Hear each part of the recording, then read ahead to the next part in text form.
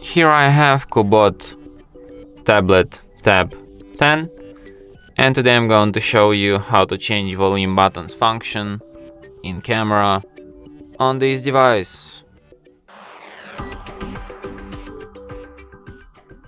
So firstly you have to open camera, then tap on the gear icon to access its settings, and here you have volume key function. So you can set it to shutter, to volume, or to zoom.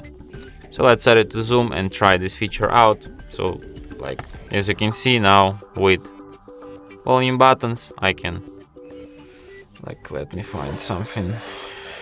You can zoom in or zoom out.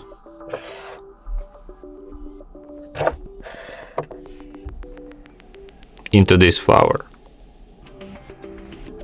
by pressing volume keys here.